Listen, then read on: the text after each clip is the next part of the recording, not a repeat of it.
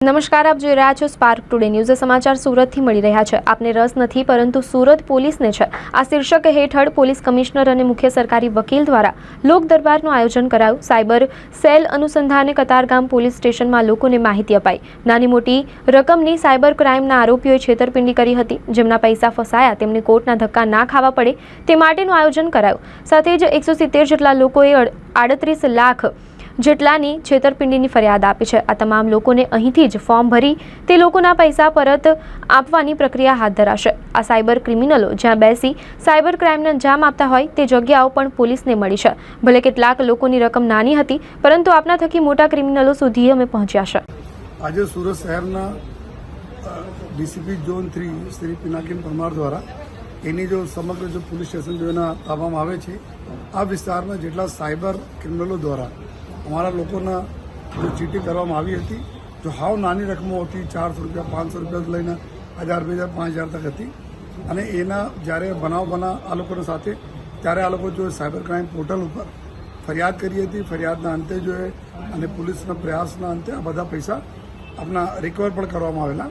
અને આ જ પૈસા આ લોકોને પરત કરવા માટેના આજના કાર્યક્રમ અહીંયા આયોજિત કરવામાં આવેલ, જેમાં આ શીર્ષક હતા કે અમે લોકો બહુ પહેલાં ટ્રાય કર્યા, કોઈ આવા માંગતા નહીં હતા. કારણ કે 500-700 રૂપિયા હોય અને પછી કોર્ટમાં જો પ્રક્રિયામાં જવાના હોય, આપણા વકીલશ્રીઓને મળવાના હોય ફોર્મ ભરવા માટે, રિફંડ માટે, તો એનાથી દૂર ભાગતા હતા. તો અમે લોકો એવા શીર્ષક હેઠળ કે આપના રસ નથી, પરંતુ સુરત શહેર પોલીસના રસ છે આપના પૈસા માટે, તો એના હિસાબ તો 170 જેટલા લોકોના કુલ 38 લાખ રૂપિયાથી આસપાસના રકમના ટોટલ જો આજે રિફંડની પ્રક્રિયા થઈ રહી છે.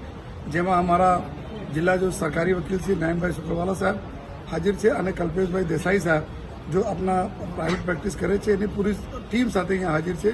જો અમારા જો ફરિયાદીઓ છે એના તાત્કાલિક ફોર્મ અહીંયા જ ભરીને અને કોર્ટમાં જઈને જો નામદાર કોર્ટના ઓર્ડર લઈને પછી આ લોકોને પરત પૈસા આપવાની કાર્યવાહી કરવામાં આવશે.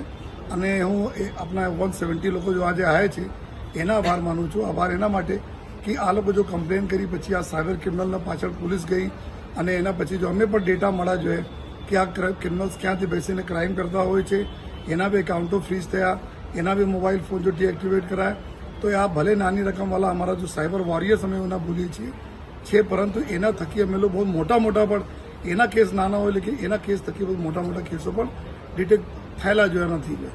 અને સાથોસાથ આપણે પોલીસને બી ખબર પડી કે આ લોકો ક્યાં બેઠી કરતા હોય, જેથી ભારત સરકારશ્રી, રાજ્ય સરકારશ્રી અને પોલીસો અલગ જો પોલીસ હોય છે એના પણ એક આઈડિયા આવે કે હોટ સ્પોટ આપના કઈ જગ્યાઓ છે જ્યાંથી આ લોકો ચીટિંગ કરતા. સર, પોલીસની ટેગલાઇન છે you are not interested for VR.